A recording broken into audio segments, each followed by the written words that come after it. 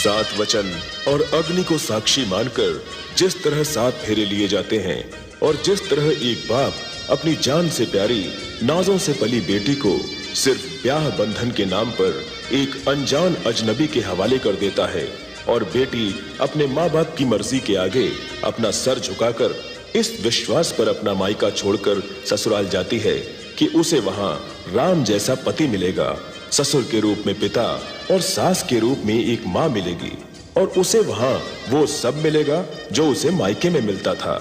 लेकिन वहां एक दुल्हन को क्या मिलता है?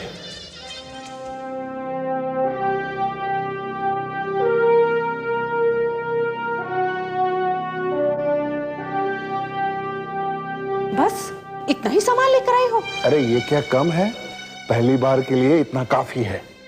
याददाश्त कमजोर हो गई है तुम्हारी। अरे जो इससे पहले बहू लेकर आए थे वो तो पहली बार में ही इससे दुगना माल लेकर आई थी। कम से कम 6-7 लाख का सामान था। अरे हाँ, ये शादी की गहमा गहमी में मैं पुरानी बातें सब भूल गया। अब क्या करे संतोष? करना क्या है, जरा बलीराम को तो बुलाओ। इस वक्त? हाँ इसी वक्त। अरे इस वक्त तो वो अपनी नई नवेली दुल्हन के साथ अपने कमरे में होगा। इसीलिए तो कह रही हूँ कि उसे बुलाओ। जो बहू इतना मामूली दहेज लेकर आती है वो ससुराल में अपनी पहली रात अपने पति के साथ नहीं बल्कि अकेले, बिल्कुल अकेले काटती है। क्या? हाँ, और अब खड़े खड़े यही बातें करते रहोगे या जाओगे भी? जाओ।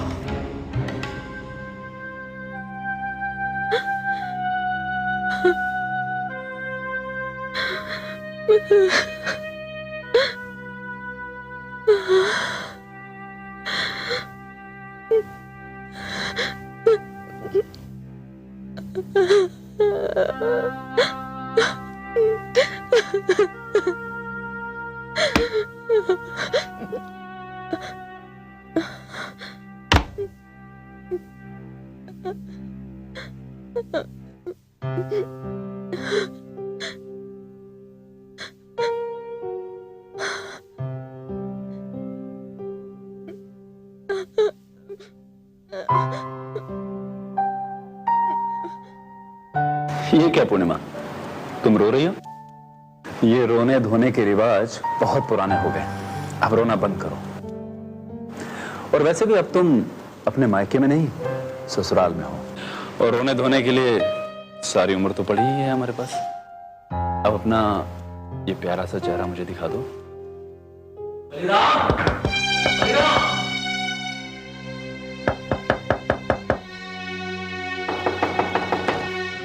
मैं अभी आया। बलिराम!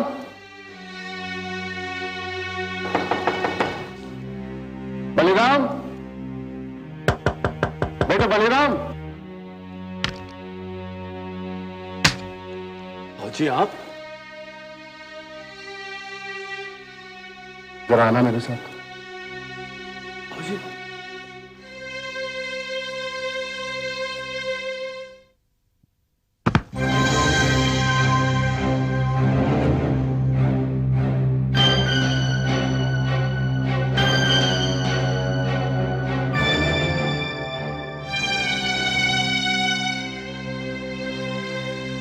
क्या हुआ माँ, क्या बात है? अरे बेटा, ये बहू का बाप निहाल चंद तो बड़ा ही काइया निकला। अरे बातें तो बड़ी बड़ी कर रहा था लेकिन हवाई जहाज दिखाकर ये साइकिल पकड़ा दी। हाँ माँ, इसमें मैं क्या कर सकता हूँ? लेन देन की बात तो आपको करनी थी ना। अब उसे कितना निचोड़ना है इस बात का फैसला आप लोग करें। तू भी सच कह रहा है बेटा, लेकिन इस बार हम ये खेल किसी दूसरे तरीके से खेलेंगे। हाँ बेटे, अब की बार ये खेल हम किसी अलग ढंग से खेलेंगे। तू मेरी बात सुन।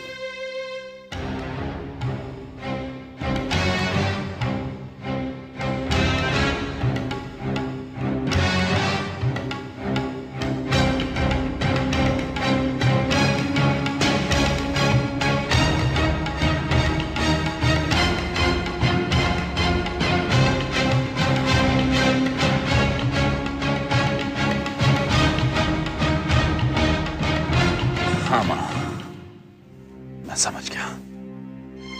यानी अब मुझे उसे मायके भेजना होगा।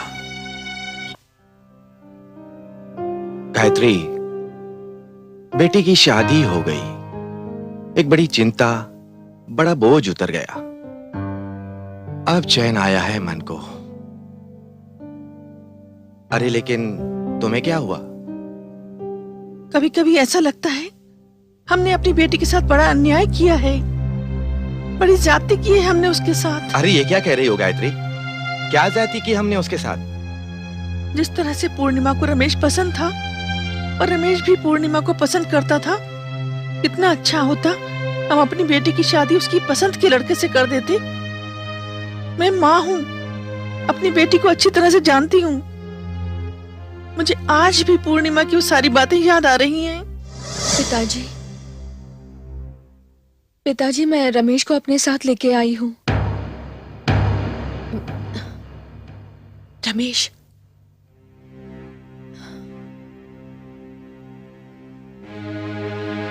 नमस्ते जी। पिताजी, आप अगर एक बार इससे मिल लेंगे तो आपको भी पता चलेगा कि मेरी पसंद बिल्कुल गलत नहीं है। हम एक दूसरे से बहुत प्यार करते हैं पिताजी। मैं बहुत खुश होंगी इसके साथ। पूर्णिमा, तुम मेरी इज्जत बर्बाद करने पर क्यों तुली हो? तुम्हारी सगाई हो चुकी है बलीराम के साथ। सगाई हुई है पिताजी, शादी तो नहीं। तोड़ दीजिए ये सगाई। क्या सगाई तोड़ दूं? मेरी एक बात का जवाब दोगी तुम?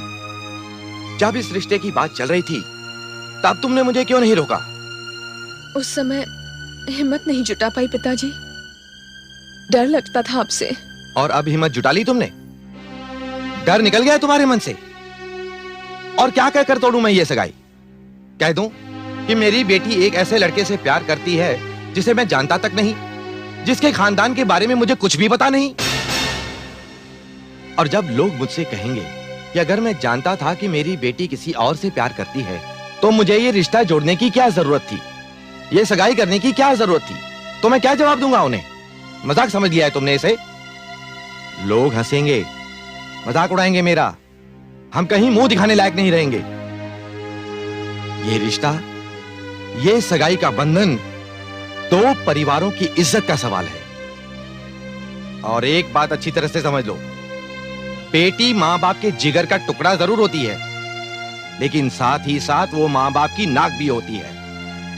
नाक कट जाए तो जिंदगी मौत से बदतर हो जाती है। तुम्हारी शादी उसी घर में होगी, मनसाराम के बेटे बलीराम के साथ। और अगर तुमने मेरी मर्जी के खिलाफ कदम उठाया तो मैं अपनी जान देने में जरा भी देर नहीं करूंगा। लड़के, अगर तुम्हारी रगों में शरीफ मां बाप का खून दौड़ रहा है तो तुम आज के बाद मेरी बेटी पूर्णिमा की तरफ आंख उठाकर भी नहीं देखोगे। तुम जा सकते हो। पिताजी,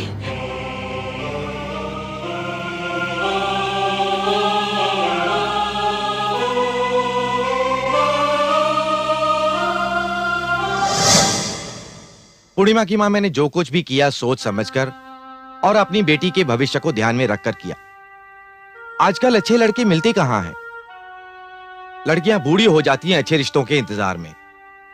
और मैंने जहां रिश्ता किया है वहां इतना दहेज दिया है कि वो लोग खुश होंगे। अरे, इस वक्त कौन आया है? मैं देखता हूं। अरे पूर्णिमा बेटी, तुम? दामाद जी कहाँ हैं? मैं अंदर आ जाऊं? आजा बेटी, आजा आजा।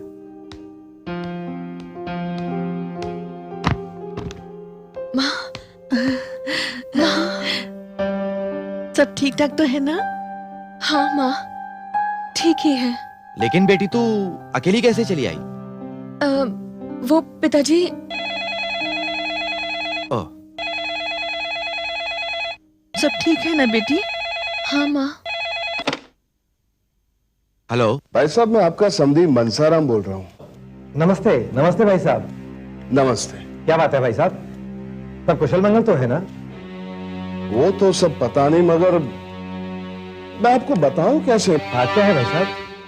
वो क्या है, हमारी बहू घर पर नहीं है। न जाने किसी को बिना बताए कहाँ चली गई है वो। हम सब लोग बहुत परेशान हैं यहाँ। वो बात ऐसी है भाई साहब के वो अभी अभी यहाँ आई है। अच्छा, वो वो आपके घर आई है? हाँ भाई साहब, अभी अभी आई है। बहुत अच्छा लगा ये सुनकर भाई साहब। हमारे सर से चिंता का बोझ हल्का हो गया। मगर आप एक बात हमारी बहू से जरूर पूछिएगा। अगर उसे अपने मायके ही जाना था तो हमसे बताकर जाती। हम उसे मना तो नहीं करते ना। तो क्या वो आपको बिना बताए यहाँ चली आई है? हाँ भाई साहब, और उसके जाने के बाद अब हम सब लोग यहाँ बहुत परेशान हो गए हैं। भाई साहब, मैंने ये सोचकर आपको फोन किया कि वो आपकी इकलौती बेटी है और अपने मायके के अलावा कहाँ जाएगी वो। ठीक है, अब जो हुआ सो हुआ। मैं बलीराम को भेज दूंगा उसे लाने के लिए। अच्छा, रखता हूँ फोन। नमस्ते भाई साहब। नमस्ते जी। सुनिए जी, गुस्से में तो आपने मेरी एक बात नहीं मानी और पूर्णिमा की शादी उस घर में कर दी, और आज जिन हालात में वो यहाँ आई है। गायत्री, मैं उससे कुछ नहीं पूछूंगा, लेकिन तुम उससे जरूर पूछो। पूछो उससे कि वो ससुराल में किसी को कुछ बिना बताए यहाँ कैसे चली आई। लेकिन पूर्णिमा तो कुछ और ही बता रही है। वो बता रही है कि दामाद जी अपने पिताजी से अलग होकर कोई कारोबार करना चाहते हैं। कुछ रुपया तो उनके पास है और बाकी मदद वो हमसे चाहते हैं। ये झूठ है गायत्री, ये सच नहीं है। पिताजी, यही सच है। ये सच हो ही नहीं सकता। अभी अभी तुम्हारे ससुर जी का फोन आया था। उन्होंने कहा कि तुम उन्हें बिना बताए यहाँ चली आई हो। लेकिन पिताजी, यहाँ तक तो आपके दामाद ही मुझे छोड़कर गए हैं। क्या? हाँ, उन्हें किसी जरूरी काम से जाना था, इसलिए वो यहाँ पर नहीं आए। बेटी, मुझे सच सच बताओ, कहीं कोई और बात तो नहीं है? और बात? और बात क्या हो सकती है? कहीं ऐसा तो नहीं कि तुम अभी तक रमेश को भूल नहीं पाई? पिताजी, ये आप क्या कह रहे हैं? मैंने तो उसी दिन उसे मिलना जुलना बंद कर दिया था जिस दिन आपने जान देने की धमकी दी थी। कितने लाड़ प्यार से पाला है आपने मुझे। आपके विश्वास को मैं कैसे धोखा दे सकती हूँ? और पिताजी, अगर मुझे ऐसा ही कुछ करना था तो मैं शादी से पहले भी कर सकती थी, और आप मुझे रोक नहीं सकते थे क्योंकि मैं बालिग हूं। छी, ये आप किस तरह का इल्जाम लगा रहे हैं बेटी पर? गायत्री, अब मैं किसकी बात सच मानूं? जो ये कह रही है अगर वो सच होता तो इसके ससुर की बातों से मुझे उसकी भनक जरूर मिल जाती। तुम्हें अपनी बेटी की बातों पर भरोसा नहीं है? मुझे तो इसकी एक एक बात सच लग रही है। मुझे तो ऐसा लग रहा है कि हमसे बेटी की आड़ में पैसा खींचने की एक चाल है उनकी। नहीं गायत्री, कमीने से कमीना और लालची से लालची आदमी भी इतना जल्दी अपना रंग नहीं बदलता। मुझे जिंदगी का बहुत तजुर्बा है। पिताजी, आप मेरी बात माने या ना माने, मैंने तो आपको बता दिया है कि मैं आपसे मदद मांगने के लिए आई थी, क्योंकि जिस तरह से आपके दामाद ने मुझे बातें बताई हैं, जिस तरह से इन लोगों का पिछले हफ्ते से बर्ताव रहा है, उससे तो यही पता चलता है कि मेरे ससुर में और मेरे पति में बनती नहीं है। मैं उस घर में नहीं हूं पिताजी। मेरी तो मजबूरी यह है कि मैं कुछ बोल भी नहीं सकती। मुझे इस बात का शक उसी दिन हो गया था जिस दिन आपने मुझे इस घर से विदा किया था। कोई भी बाप अपने बेटे को उस समय नहीं बुलाता जिस समय वो अपनी पत्नी के साथ हो और जो सुहाग की सेज पर बैठी हो। आप मेरा विश्वास कीजिए पिताजी, जिस समय मैंने अपने पति के साथ अग्नि के फेरे लिए, उसी समय उसी अग्नि में रमेश की सारी यादें मैंने जला दी। आप मेरा विश्वास कीजिए पिताजी। मैं जानती हूँ बेटी, तुझे अच्छी तरह से जानती हूँ। अगर तेरी चिंता सही है तो तेरे पिता मदद जरूर करेंगे। क्यों नहीं करेंगे? तू परेशान मत हो। चल, तू पहले कुछ खा ले। चल।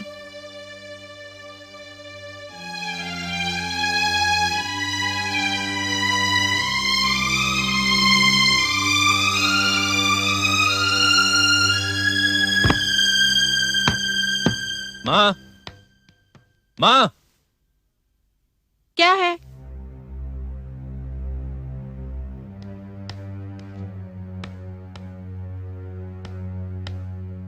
ठीक है, ठीक है। माँ जी, वो मैं अपने मायके आपकी इजाजत लेकर ही गई थी, लेकिन मेरे पिताजी कह रहे थे कि। क्या मतलब? मैंने कुछ कहा तेरे पिताजी से? आपने कुछ नहीं कहा, पर बाबूजी ने फोन करके इसके पिताजी को बोला। नहीं बेटा, यहाँ से किसी ने कोई फोन नहीं किया। अब समधी जी अपनी बेटी से ये सब क्यों कह रहे हैं? ये तो भगवान जाने या समधी जी जाने। माँ, सब जानते हैं कि बाबूजी और मेरी नहीं बनती, लेकिन इसका ये मतलब तो नहीं कि वो मेरे ससुराल में ऐसे फोन करें। मैं सोच भी नहीं सकता था कि बाबूजी ऐसा करेंगे। अरे मैंने कहा ना, यहाँ से किसी ने कुछ नहीं कहा। अब समधी जी और तेरी बीवी तेरे और तेरे बाबूजी के झगड़े को बढ़ाकर तुझे हमसे अलग करना चाहते हैं तो और बात है। नहीं माँ जी, ऐसी कोई बात नहीं। पूर्णिमा, तुम अंदर जाओ। लेकिन मैंने कहा ना, तुम अंदर जाओ। ठीक है।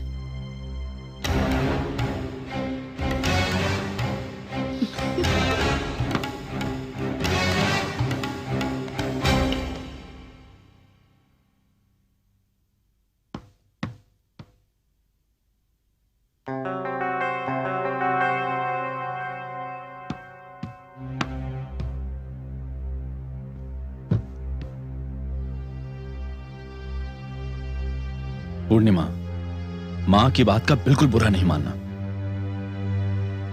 ठीक है, नहीं मानूंगी। अच्छा एक बात बताओ, जो काम मैंने कहा था वो हुआ?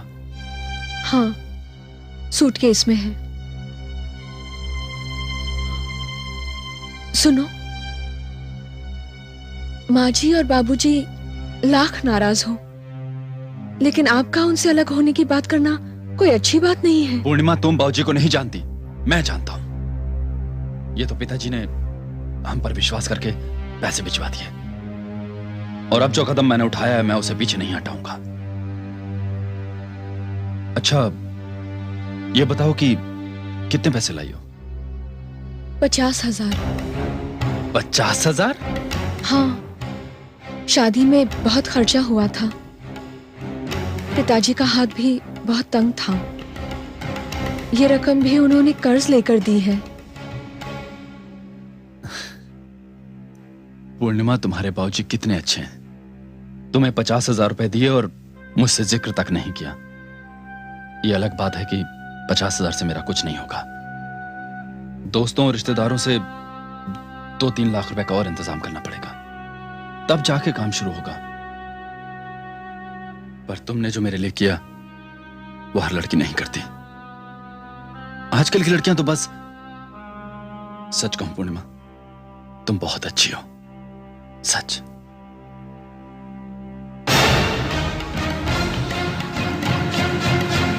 संतोष, संतोष, अरे संतोष, कहां चली गई? संतोष, क्या है? सुन रही हूँ, बहरी नहीं हूँ। सुन रही हो ना? तो ये खबर सुनकर तुम्हारे कान के पर्दे फट जाएंगे। अरे लुट गए हम, बर्बाद हो गए। हाय राम, क्या हुआ? मैं बस के अड्डे से गुजर रहा था तो वो अपने नासिक वाले बेनी प्रसाद है ना, उनसे भेंट हो गई। हाय राम, तो क्या बेनी प्रसाद ने तुम्हें लूट लिया? अरे पूरी बात तो सुनो भाग्यवान। बैठो बैठो। ये बेनी प्रसाद की बड़ी लड़की है ना, वो अब शादी के लायक हो गई है। अगर हम बलीराम की शादी उनकी बेटी तारा से करते हैं तो दहेज के अलावा 5 लाख कैश भी मिलता है। हाय मैं मर गई, फूट गए हमारे नसीब। आप सच कहते हो जी, हम सचमुच लुट गए। अरे जो पैरों पर 5 लाख देने को तैयार हो, वो तो सोने का अंडा देने वाली सोने की मुर्गी है। हाँ है तो वो सोने की मुर्गी, मगर यहाँ से भी कुछ आया होगा ना? कुछ खास नहीं बाबूजी, सिर्फ 50,000। क्या? सिर्फ 50,000? हाँ माँ, सिर्फ 50,000।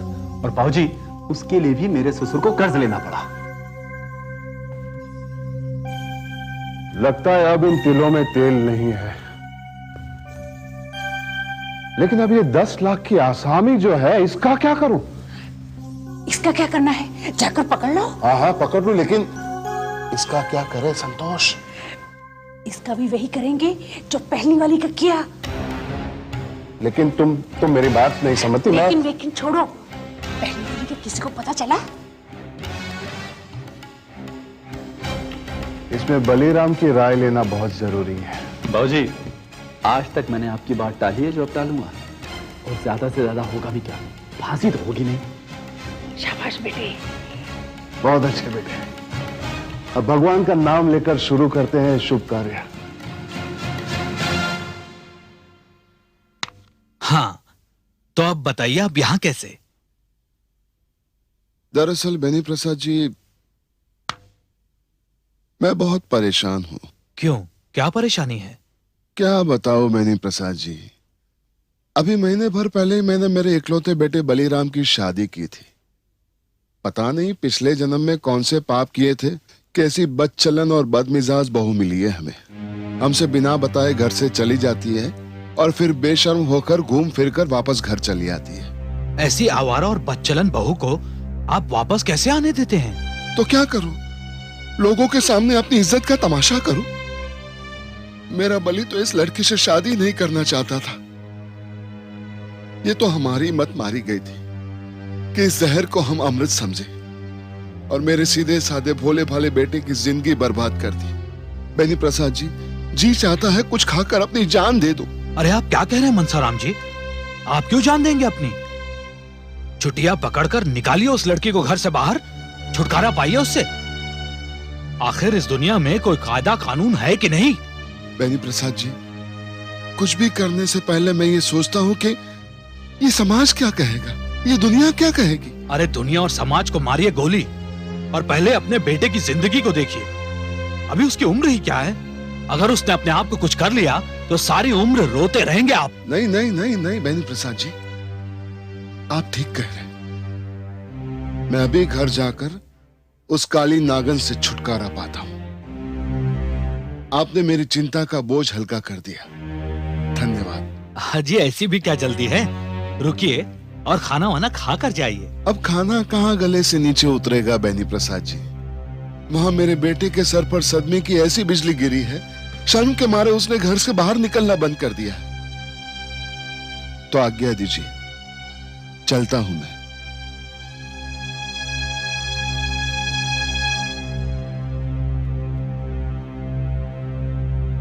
रुकिए मनसाराम जी।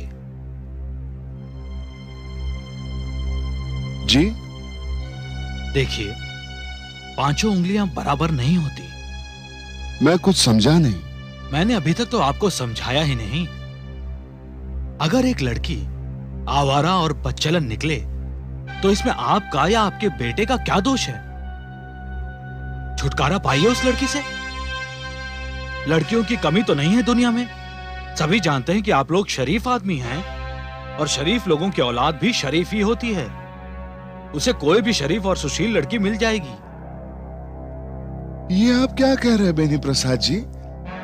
अरे कौन देगा मेरे बेटे को अपनी बेटी? मनसाराम जी, आप दोस्त समझकर मेरे पास आए हैं, मैं निभाऊंगा आपके साथ दोस्ती। मैं कुछ समझा नहीं बेनी प्रसाद जी। देखिए, आप मेरे पास राय लेने आए थे और मैंने आपको सही राय दे दी।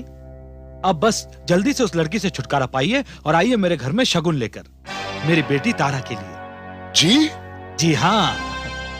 बेनी प्रसाद जी, बहुत बहुत मेहरबानी, आपकी बहुत बहुत मेहरबानी बेनी प्रसाद जी। आपने मेरे बेटे की जान बचा ली और आप तो इंसान के रूप में देवता है बेनी प्रसाद जी, देवता। अरे ये आप क्या कर रहे हैं? आप धन्य है बेनी प्रसाद जी, आप धन्य है, धन्य।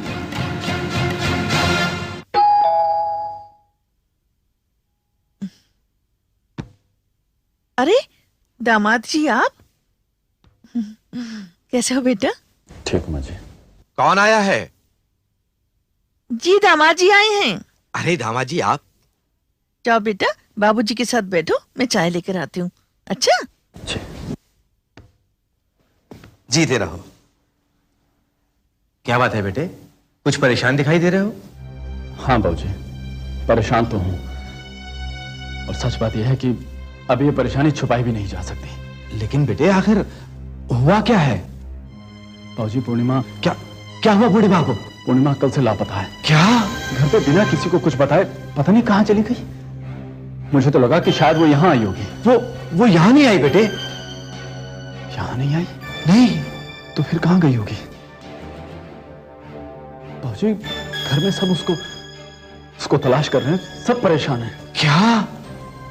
हाँ बाबूजी,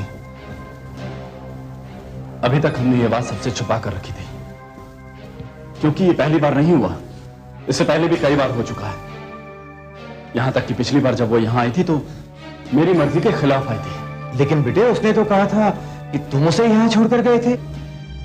क्या? मैं छोड़कर गया था?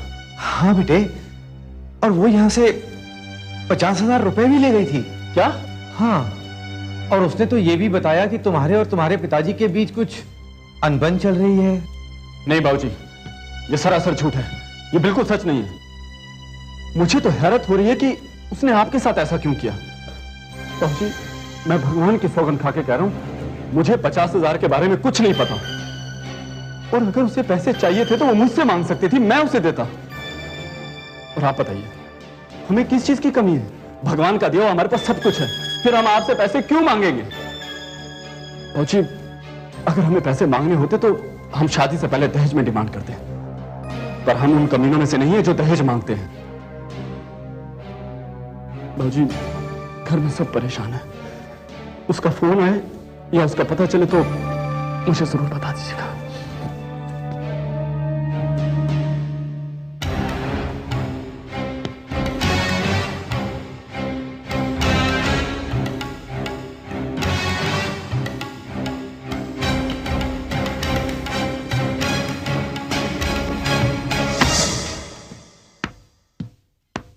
अरे सर, आप बंद कर अपनी जुबान। दुनिया में कई कमीने होते होंगे, लेकिन तुझ जैसा कमीना। ये क्या कह रहे हैं सर आप? ज्यादा नाटक करने की जरूरत नहीं है। बता पूर्णिमा कहाँ है? पूर्णिमा वही होगी जहां उससे आपने भेजा था। मुझे तो पूर्णिमा से मिले ठीक 6 महीने हो गए हैं, और जब से आपने मुझे मना किया था पूर्णिमा से मिलने के लिए, तब से आज तक मैं उससे कभी नहीं मिला। तुम झूठ बोल रहे हो। मैंने तो यह सोचकर उसकी शादी अच्छे घर में करवा दी थी कि वो तुझे भूल जाएगी, लेकिन मुझे क्या पता था कि वो शादी के पवित्र बंधनों को भूलकर तेरे साथ।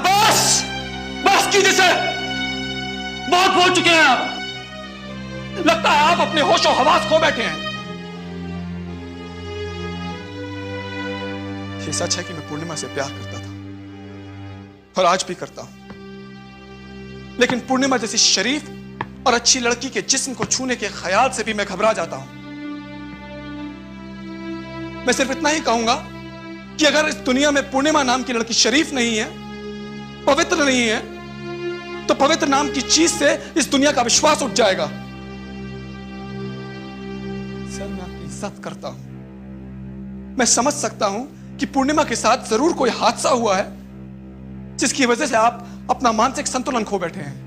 अगर आपकी जगह अल्फाज मेरे अपने बाप ने भी कहे होते तो मैं उनका भी अपमान करता। मुझे सोचकर शर्म आती है कि आपने अपनी बेटी पर, उसकी निष्ठा पर, उसके चरित्र पर कीचड़ उछाला है। कैसे बाप हैं आप? कैसे बाप हैं आप? जो लड़की 20 साल आपकी नजरों के सामने रही, अगर आप उसे नहीं समझ सके तो मुझे आप पर और आपकी समझ पर, दोनों पर बहुत अफसोस है। सर, इससे पहले कि मैं होशो हवास गवा बैठूं और आपकी शान में कोई गुस्ताखी करूं, प्लीज आप यहां से चले जाइए।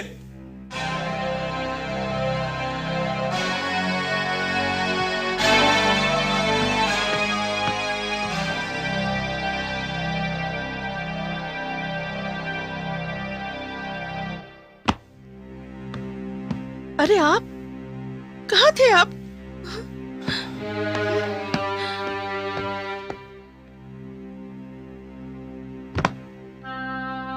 कहाँ थे? आप बताइए ना, कहाँ थे? मत पूछ गायत्री कि मैं कहां था। मैं हर उस जगह जाकर आया हूं जहां पूर्णिमा के होने की उम्मीद हो सकती थी, पर वो नहीं मिली। गायत्री, हम लुट गए, हम बर्बाद हो गए। हमारी इज्जत सरे बाजार नीलाम हो गई गायत्री। पूर्णिमा की ससुराल वालों ने पुलिस में रिपोर्ट लिखाई है। अब पुलिस भी उसकी तलाश करेगी। भगवान जाने वो कहां है।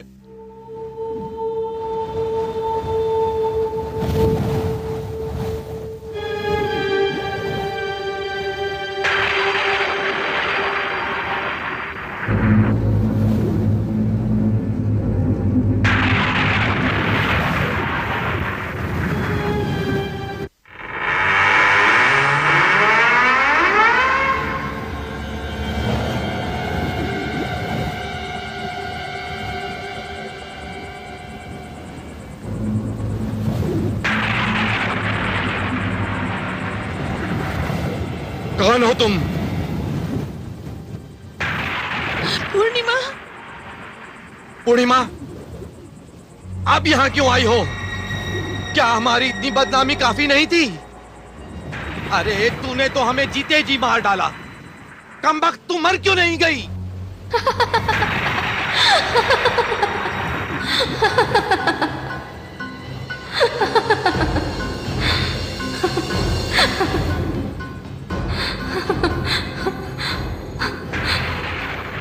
मैं जिंदा कहाँ हूँ पिताजी? मेरी लाश तो इस वक्त यहाँ से बहुत दूर पड़ी है। आपके सामने आपकी बेटी नहीं, उसकी आत्मा है। नहीं! ये क्या हो गया पूर्णिमा? ये क्या हो गया? अब रोने से क्या फायदा माँ? पिताजी, आपने मुझे दहेज के लोभियों के घर भेज दिया। उसी ने, यानी मेरे पति ने मुझे यहां पे भेजा था आपसे रुपया लेने के लिए। लेकिन बेटी, वो तो कहता है कि उसे रुपए मिले ही नहीं और उसको रुपयों के बारे में कुछ भी पता नहीं। ये सब गलत था, ये सब झूठ था पिताजी। ये सब उनकी साजिश थी। इस सब के पीछे एक बहुत गहरा राज है। लेकिन कुछ भी हो, मैं उन लोगों को छोड़ूंगी नहीं। बेटी, ये जो कुछ भी हुआ उसके लिए तू मुझे माफ कर दे। मैं तो तुझे ढूंढने के लिए रमेश के घर भी गया था। वहां मैंने उसे बहुत बुरा भला भी कहा। इस सब में उस बेचारे का क्या दोष पिताजी? मेरी इज्जत पर कोई धब्बा ना लगे, मुझ पर कोई उंगली ना उठाए, इसलिए उसने मुझसे मिलना ही बंद कर दिया था। बस एक बार शादी से पहले उसका फोन आया था, और वो भी यही बताने के लिए कि वो मेरा नाम लेकर जिंदगी गुजार देगा, लेकिन मुझसे मिलने नहीं आएगा। ये सब हुआ कैसे? मैं जानती हूँ बेटी, दहेज के लोभी पराई बेटी के साथ कुछ भी बुरे से बुरा सलूक कर सकती हैं। माँ, वो लोग बड़े चालाक हैं। ये सब अचानक ही हुआ। मुझे शक था कि उस घर में कोई साजिश चल रही है, लेकिन उन लोगों ने ये नाटक बहुत खूबसूरती से खेला। मेरे घर से भाग जाने की अफवाहें फैला दी उन लोगों ने। अब आप पुलिस के पास जाएंगे तब भी आपकी कोई मदद नहीं कर पाएगा। मेरे साथ क्या हुआ, कैसे हुआ, ये मेरे सिवाय और उनके सिवाय और कोई नहीं जानता पिताजी। चाहे कुछ भी हो बेटी, लेकिन मैं उन कमीनों को छोड़ूंगा नहीं, नहीं छोड़ूंगा उन कमीनों को। कोई फायदा नहीं होगा पिताजी, आप कुछ नहीं करेंगे, कोई कुछ नहीं करेगा। अब जो भी करना है मैं करूंगी, उनसे बदला मैं लूंगी, मैं करूंगी अपना इंसाफ। मेरी अदालत होगी, मैं ही मुंसिफ बनूंगी और सजा भी मैं ही दूंगी, और आप देखेंगे।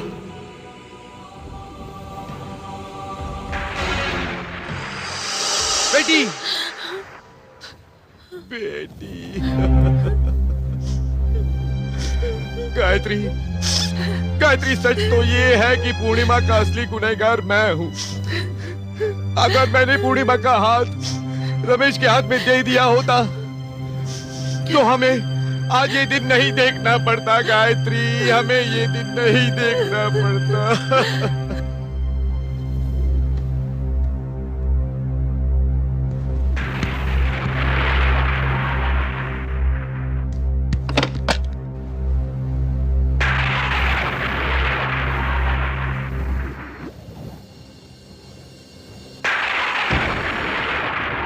किसे फोन कर रहे हो रमेश?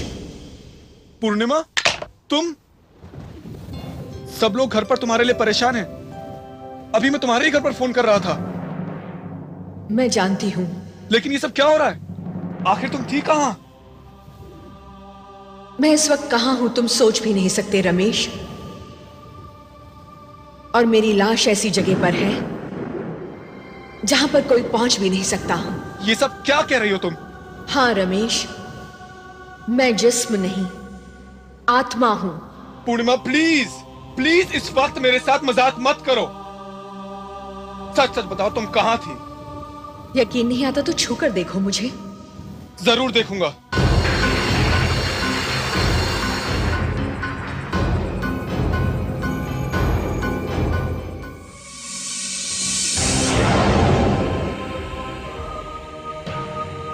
पूर्णिमा तुम? हाँ रमेश, मैं दहेज की भेंट चढ़ गई। उन लोगों ने पहले मुझे बदनाम किया, मेरे चाल चलन पर कीचड़ उछाला, और वो भी इस तरह कि उनकी चाल का मुझे पता ही नहीं चला। और फिर एक दिन वो लोग मुझे कुलदेवी के मंदिर ले जाने के बहाने अपने साथ ले गए।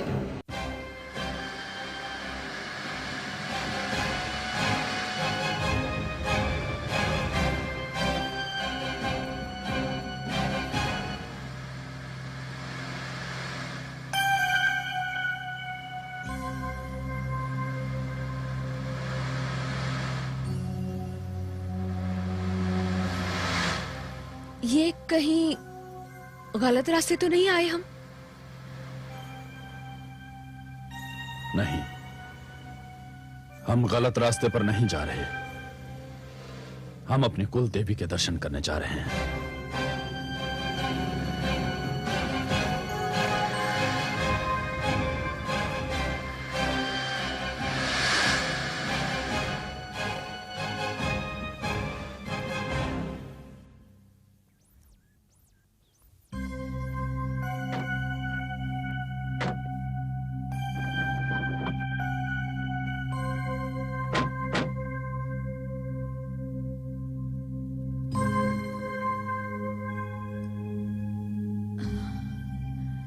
ये कहां लेके आए आप? यहां पे तो कोई मंदिर नहीं है। सुनो जी, माँ जी,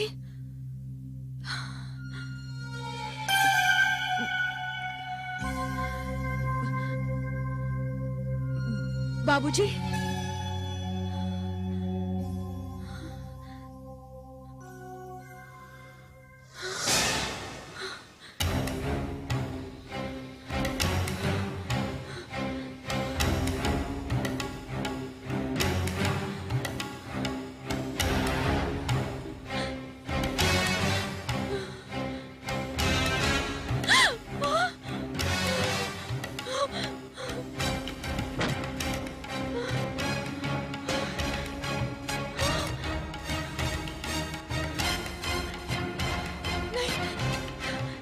ये क्या कर रहे हैं आप?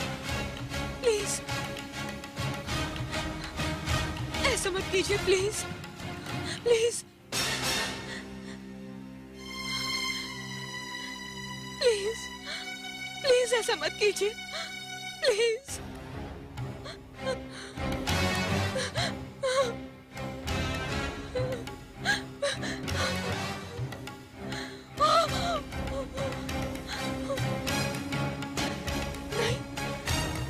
ये क्या कर रहे हैं आप? नहीं, प्लीज भगवान के लिए ऐसा मत कीजिए, प्लीज प्लीज।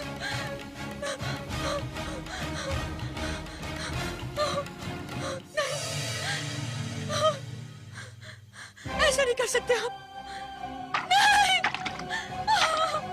प्लीज, मैं आपके पाँव पड़ती हूँ, ऐसा मत कीजिए, प्लीज प्लीज।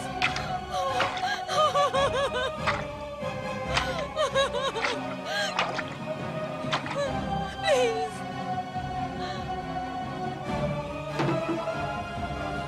ये लो बलि बेटे, ये शुभ काम तुम अपने हाथों से करो। ऐसा मत कीजिए, नहीं, सुनिए।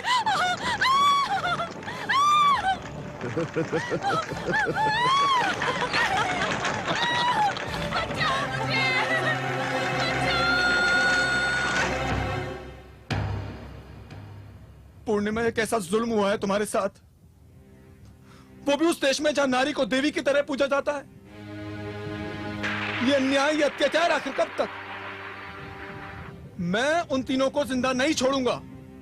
जो तुम्हारे साथ हुआ है वही उन तीनों के साथ भी होगा। नहीं रमेश, तुम ऐसा कुछ नहीं करोगे। मैं उनको ऐसी मौत मारूंगा जो कभी किसी ने सोची भी नहीं होगी। नहीं रमेश, अगर तुम मेरे कातिलों को मार दोगे तो तुम्हें भी फांसी हो जाएगी और उनका गुनाह साबित नहीं हो पाएगा, क्योंकि उनके गुनाह की गवाह मैं हूं, सिर्फ मैं। और एक बेजान लाश, एक गवाह, एक सबूत नहीं हो सकती। तो क्या तुम अपने कातिलों को यूं ही जाने दोगी? अगर मुझे फांसी होती है तो हो जाने दो। जिस दुनिया में तुम नहीं रही, उस दुनिया में मैं रहकर क्या करूंगा? नहीं रमेश, तुम्हें जिंदा रहना होगा मेरे लिए। मैं तुम्हारे पास इसलिए आई हूं कि अब जब मैं इस दुनिया में नहीं रही, मेरे माँ बाप बेसहारा हो गए हैं। तुम्हें उन्हें संभालना है। और फिर तुम ये मत समझो कि मेरे कातिल किसी और मासूम लड़की की जान लेने के लिए जिंदा रहेंगे। उनका बदला मैं लूंगी, उन्हें गुनाह की सजा मैं दूंगी, और वो भी तुम्हारी मदद से। तुम? मगर कैसे? कहा ना मैंने, तुम्हारी मदद से। क्या तुम मेरी मदद नहीं करोगे? करूंगा, हमेशा करूंगा। तो जो मैं कहती हूं सुनो।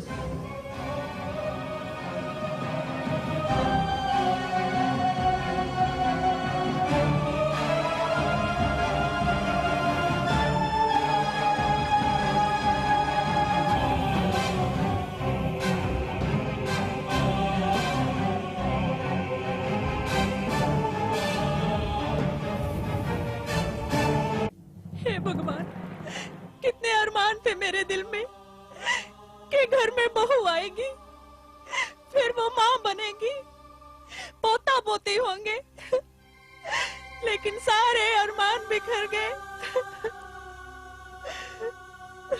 बेनी प्रसाद जी, आप ऐसे समय पर आए हैं कि...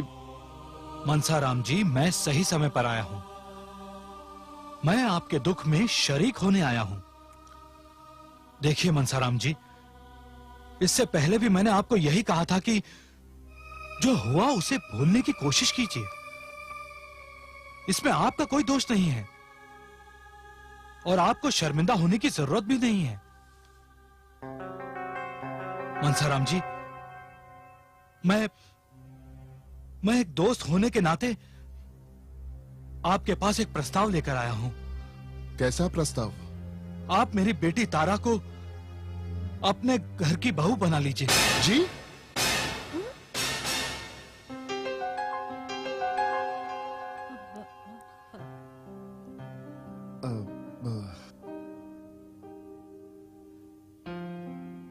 बेनी प्रसाद जी, ये तो आपकी बहुत बड़ी मेहरबानी है। देखिए मनसाराम जी, मैं जानता हूं कि आप शरीफ खानदान के लोग हैं और मुझे विश्वास है कि मेरी बेटी आपके घर में बहुत खुश रहेगी।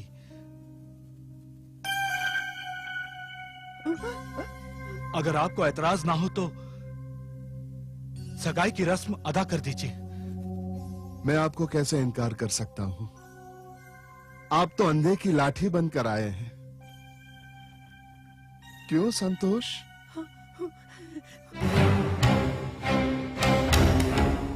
ओम स्वस्ति न इंद्रो वृद्धश्रवाः स्वस्ति नः पूषा विश्ववेदाः स्वस्ति नस्तार्क्ष्यो अरिष्टनेमि स्वस्ति नो बृहस्पतिर्दधातु। सगाई का समय हो गया है, कन्या को बुलाइए। बस पंडित जी, अभी आती ही होगी।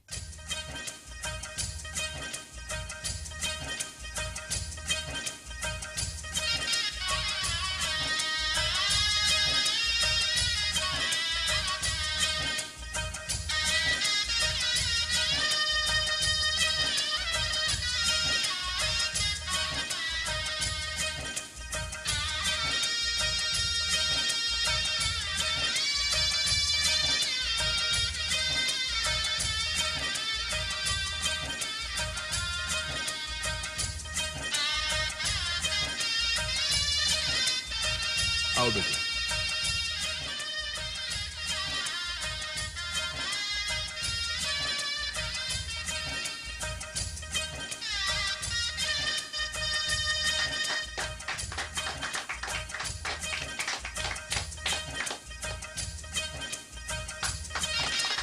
बधाई हो, बधाई हो, बधाई हो बेनी प्रसाद। मुबारक हो। जरा मेरे साथ आएंगे प्लीज?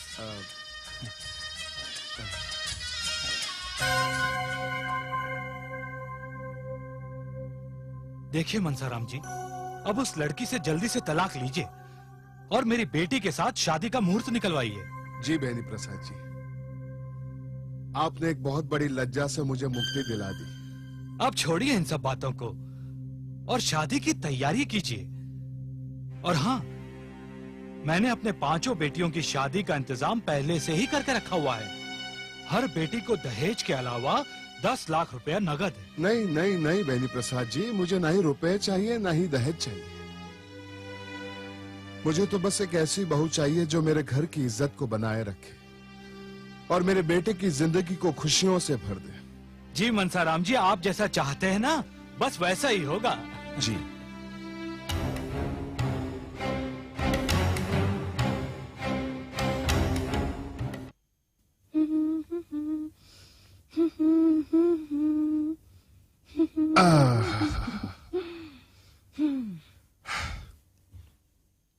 देखा संतोष, किस तरह से मैंने हालात को अपने पक्ष में कर लिया। पूर्णिमा से छुटकारा और बेनी प्रसाद की बेटी तारा से रिश्ता। ना हिंग लगी, ना फिटकरी और रंग हुआ चोखा। ये तो सचमुच आपने कमाल ही कर दिया। अरे संतोष, इसे क्या हुआ? अरे बली, तुझे क्या हुआ? क्या तू इस रिश्ते से खुश नहीं है? माँ, रिश्ते से खुश हूं, पर बाबूजी ने ये क्या किया मेरी समझ में नहीं आया। मैंने क्या किया बेटे? बाबूजी, मेरी समझ में नहीं आता कि आपने इस सगाई का झमेला ही क्यों डाल दिया। अगर सीधे शादी होती ना तो बहू तो घर में आती, 10 लाख रुपए भी घर में आते। बलिराम, इसलिए तू मेरा बेटा है और मैं तेरा बाप हूं। तेरी नजर सिर्फ 10 लाख पर है और मेरी नजर है 50 लाख पर। अब तू उनका होने वाला दामाद है और तेरी हर तकलीफ पर उनके प्राण निकलेंगे। अब ये तुझ पे निर्भर करता है कि तू कितनी खूबसूरती से, कितनी चालाकी से उन्हें अपने जाल में फंसाता है।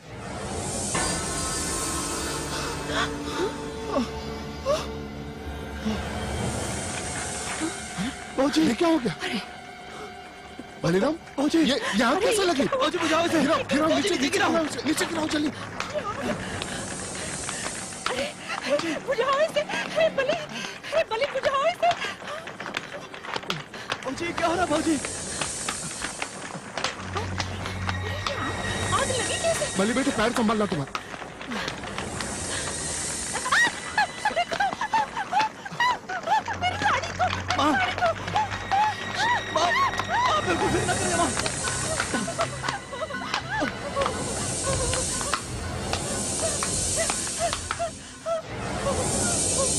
संभालो संतोष, संभालो अपने आप को, संभालो संभालो संतोष। मुझे क्या हो रहा है? पता नहीं ये सब क्या हो रहा है। रमेश, मुझे इन लोगों पर इतना गुस्सा आ रहा है कि लग रहा है अभी इन्हें जलाकर भस्म कर दूं। मगर क्या करूं, मजबूर हूं। रमेश, जो नाटक मेरे साथ शादी के बाद खेला गया वो इनके साथ अभी शुरू हो रहा है। और इस सब का कारण है वो माँ बाप जो अपनी बेटियों को भेड़ बकरी समझते हैं। ये बेनी प्रसाद बिना कोई जांच पड़ताल किए अपनी बेटी को ये अंधे कुएं में कैसे झोंक रहा है? तो क्या ये लोग अपनी चाल में कामयाब हो जाएंगे? हाँ, ये लोग बहुत चालाक हैं, बहुत दुष्ट हैं। लेकिन हमें रोकना होगा इन लोगों को। हमें कुछ करना होगा। आखिर कब? उनके पाप का घड़ा भर जाएगा तब।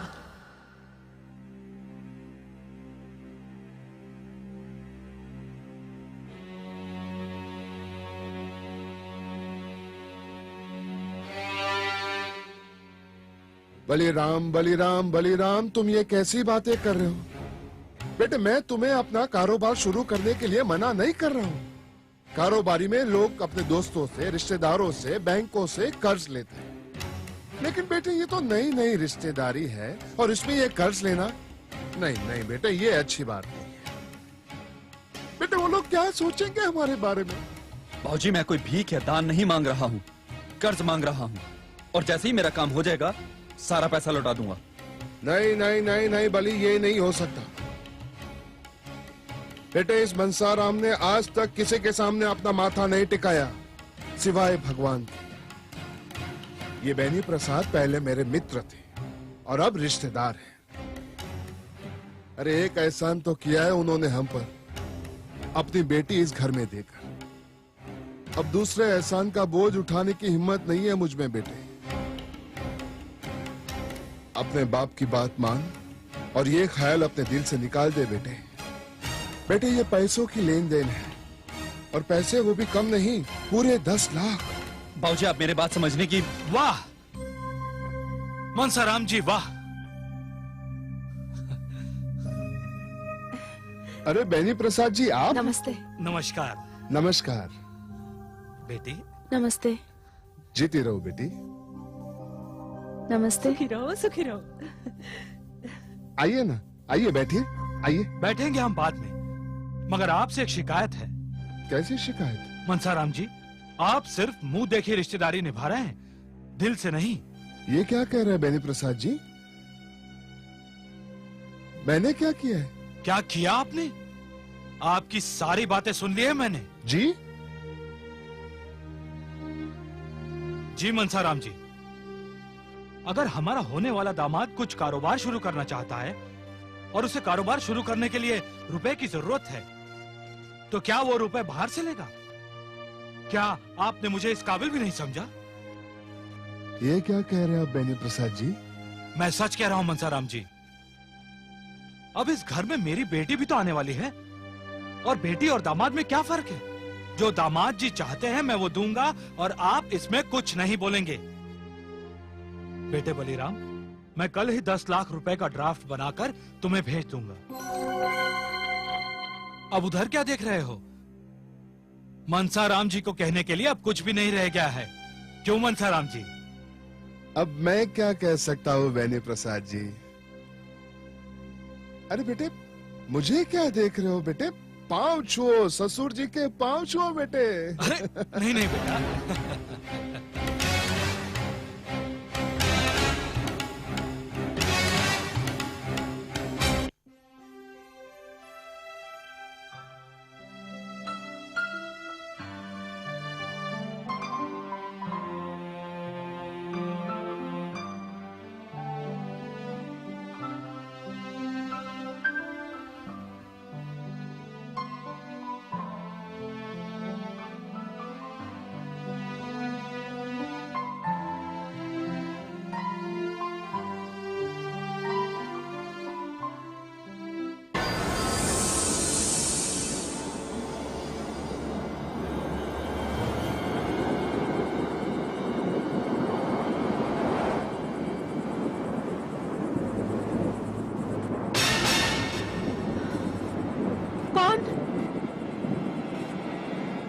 है इधर?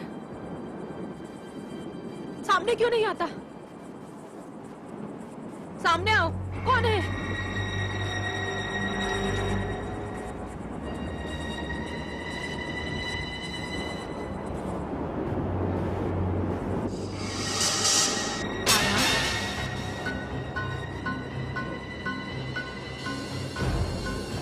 कौन? कौन हो तुम?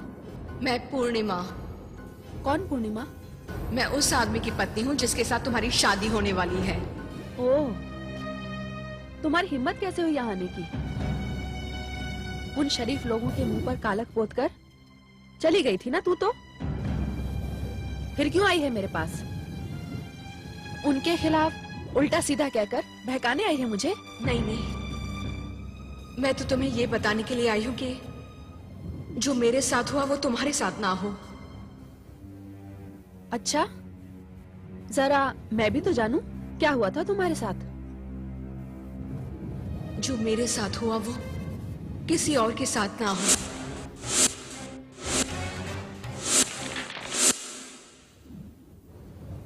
अब मैं शरीर नहीं, आत्मा हूं।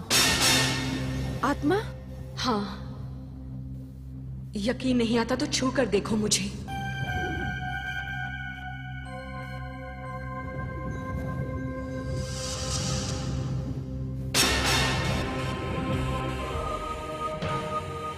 डरो नहीं, मैं तुम्हें कुछ नहीं करूंगी। मैं तो तुम्हारी मदद करने के लिए आई हूं, तुम्हें यह बताने के लिए आई हूं कि जो मेरे साथ शादी के बाद हुआ वो तुम्हारे साथ शादी से पहले ना हो।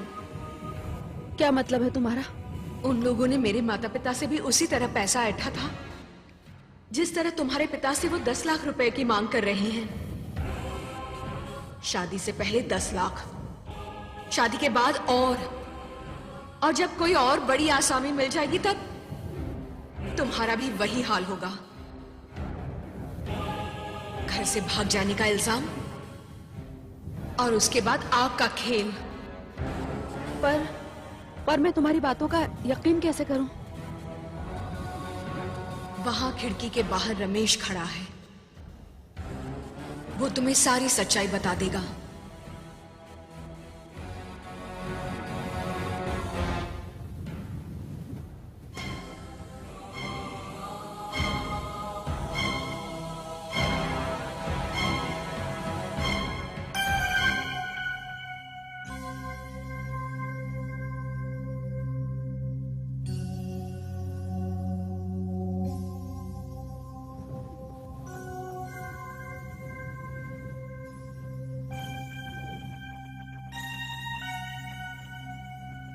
तारा, उन लोगों की वजह से मैं तो इस दुनिया में नहीं रही। कम से कम खुद की जान बचाने के लिए तो उससे बात कर लो। वो बहुत शरीफ लड़का है, उसे भी इस बारे में कुछ पता नहीं था, मैंने ही बताया है। तारा, तुम मेरा यकीन करो या ना करो, मैं तो तुम्हारा भला ही चाहती हूं। आगे तुम्हारी मर्जी।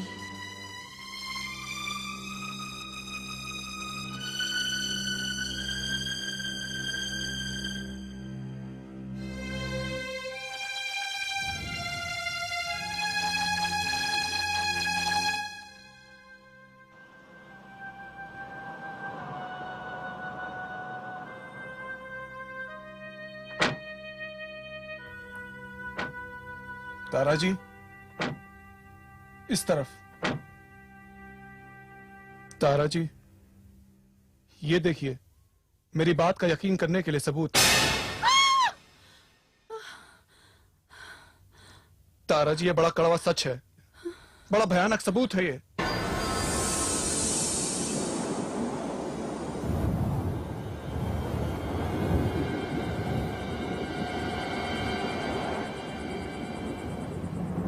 पूर्णिमा, मेरा अंजाम तो तुम अपनी आंखों से देख चुकी हो।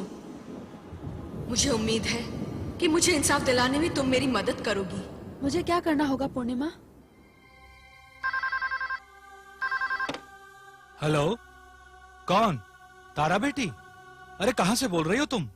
पिताजी ये मत पूछिए कि मैं कहाँ से बोल रही हूँ। मुझे आपसे एक बहुत जरूरी बात करनी है। क्या जरूरी बात है? पिताजी, आप जो मेरे ससुराल वालों को 10 लाख रुपए देने वाले हैं वो अब नहीं देंगे। अरे अरे क्या तू पागल हो गई है? ये अचानक क्या सूझी है तुझे?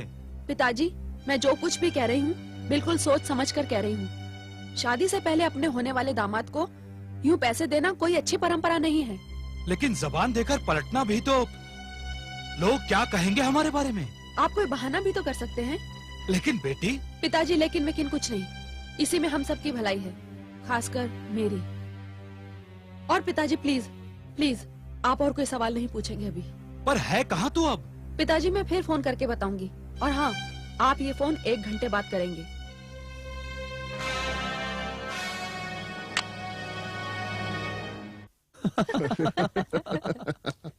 बलि के पिताजी, अपना बलि है बड़ा भाग्यवान।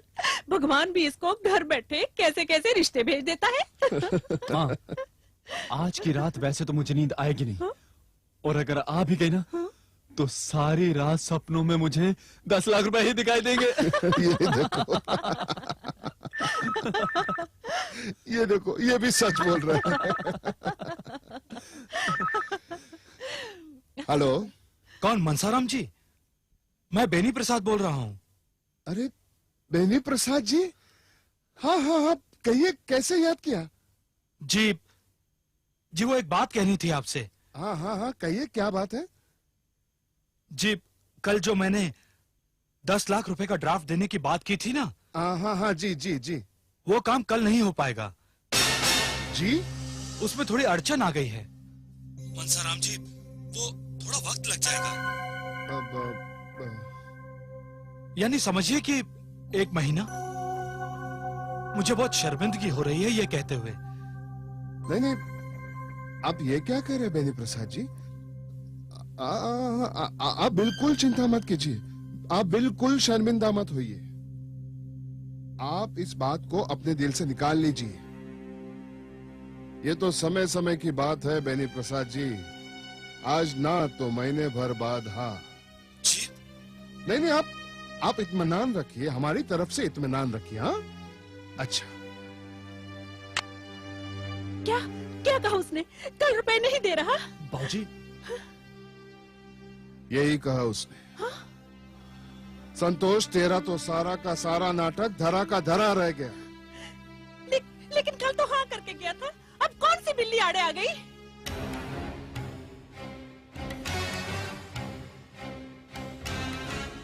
उसने गिरगिट की तरह रंग बदल लिया,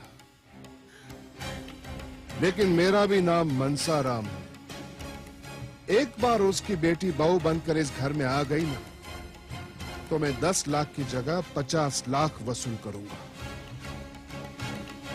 बोलिए बेटे, तुम्हारे होने वाले ससुर को और तुम्हारी होने वाली दुल्हन को ये फोन बहुत महंगा पड़ेगा।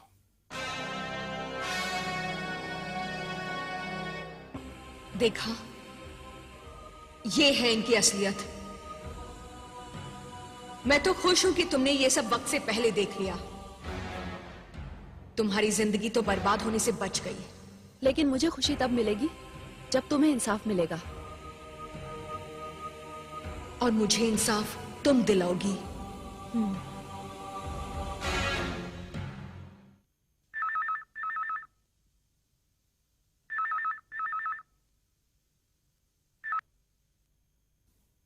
हेलो बाबूजी, मैं तारा बोल रही हूँ। तारा बेटी? हाँ बोलो बेटी, कैसे फोन किया?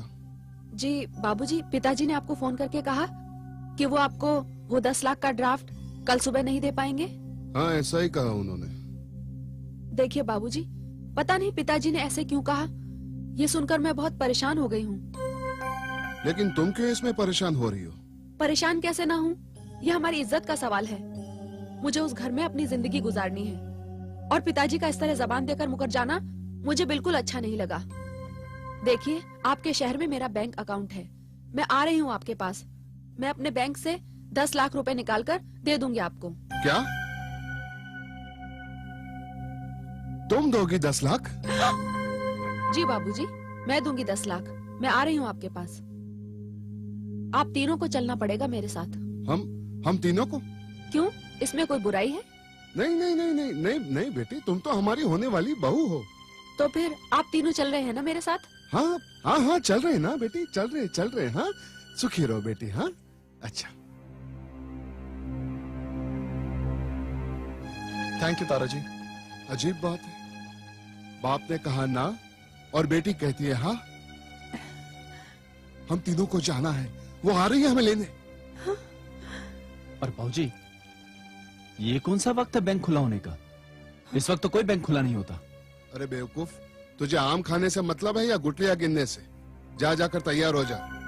और संतोष जी, आप भी जाकर तैयार हो जाइए, आपकी प्यारी प्यारी बहू आ रही है 10 लाख देने के लिए। अरे वाह भाई वाह, बहू हो तो ऐसी। रमेश, तारा उन तीनों को लेकर अपनी मंजिल की तरफ रवाना हो चुकी है। आज उनकी जिंदगी का सूरज हमेशा के लिए डूब जाएगा। पूर्णिमा, वो लोग बड़े खतरनाक हैं। अगर उन्हें तारा पर जरा भी शक हुआ तो वो लोग तारा का भी वही हश्र करेंगे जो उन्होंने तुम्हारा किया था। नहीं रमेश, इस वक्त वो लोग खतरनाक नहीं, लालची हैं। लालची लोग अपने अंजाम से बेखबर उसी खाई की तरफ जा रहे हैं जो उन्होंने दूसरों के लिए चुनी थी। इंसाफ की घड़ी आ रही है रमेश।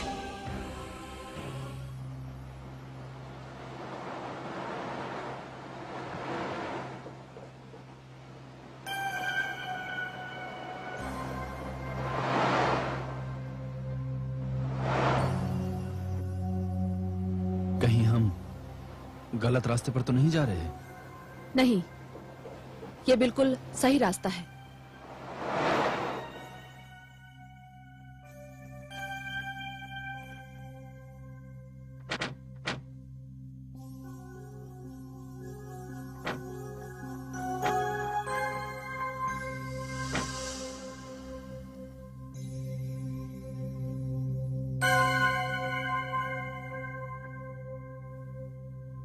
बाजी, ये जगह? बहू, तुम हमें इस जगह क्यों लाई हो? बाबूजी, यहाँ हमारी कुलदेवी का मंदिर है।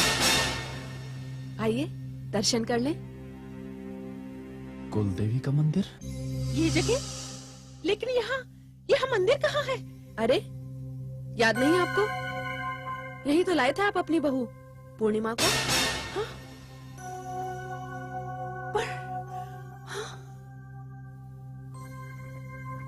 तुझे कैसे मालूम?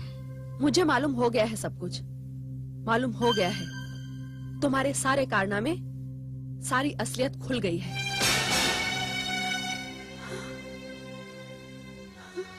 अच्छा, तो तुझे सब कुछ पता चल गया, इसीलिए तू हमें यहाँ लेकर आई है।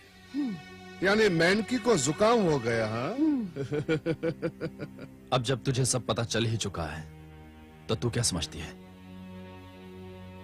हमारे हाथों से जिंदा बच जाएगी तुम? अरे बेवकूफ लड़की, हम तुझसे पैसा भी वसूल करेंगे और तेरा भी वही हश्र करेंगे जो पूर्णिमा का किया था।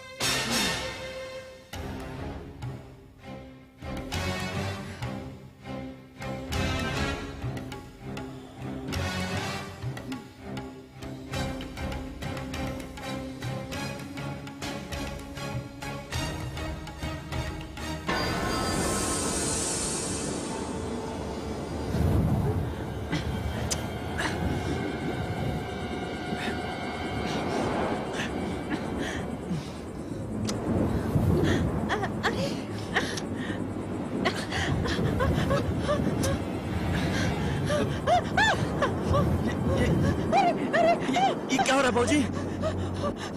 माँ,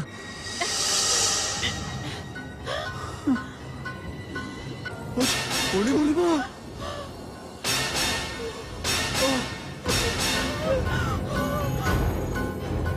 पूर्णिमा? हाँ, मैं पूर्णिमा।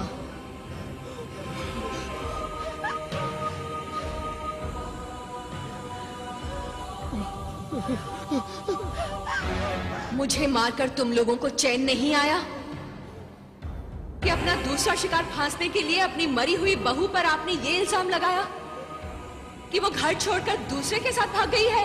हमसे बहुत बड़ा पाप हो गया पूर्णिमा, हमें माफ कर दो, हमें माफ कर दो। मुझे माफ कर दे बेटी, भगवान के लिए। हाँ। माँ के नाम पे कलंक है तू। और तू कलंक है पति के नाम पर। तू तो सारे फसाद की जड़ है।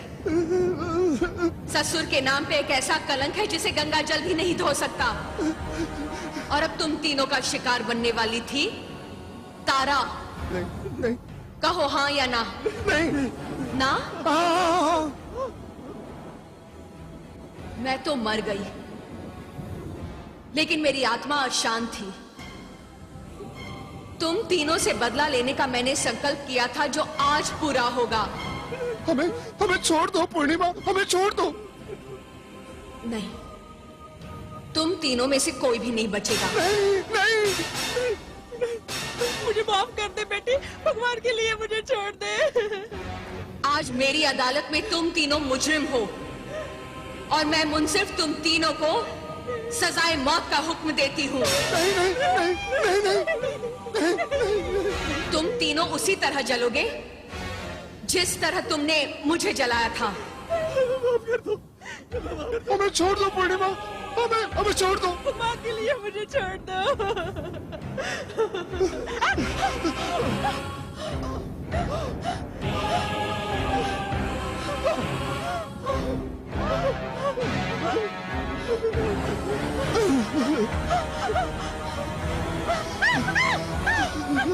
नहीं, आज तुम में से कोई नहीं बच सकता। दूसरों की बेटियों को जलाने वाले, आज उसी आग में तुम जलोगे।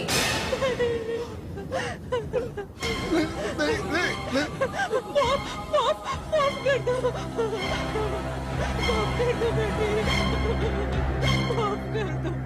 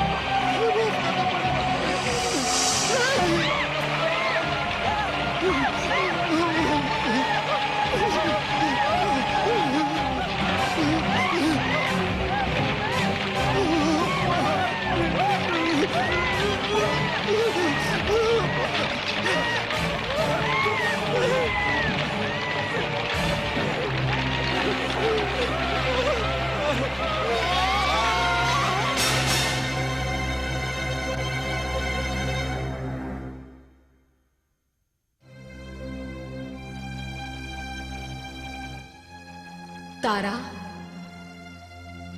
रमेश,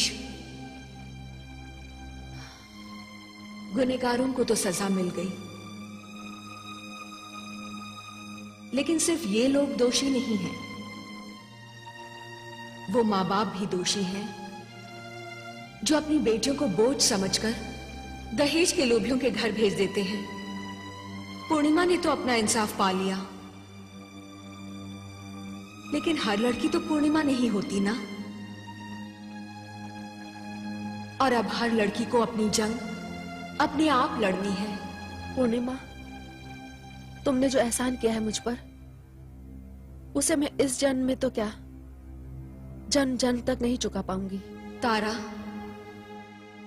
अगर तुम चाहो तो मेरी एक इच्छा पूरी करके ना सिर्फ मेरा एहसान चुका सकती हो, बल्कि मेरी आत्मा को भी मुक्ति दिला सकती हो। पूर्णिमा, तुम जो चाहोगी मैं वो करूंगी। रमेश के साथ शादी कर लो तारा। पूर्णिमा? रमेश, इसे अपना लो।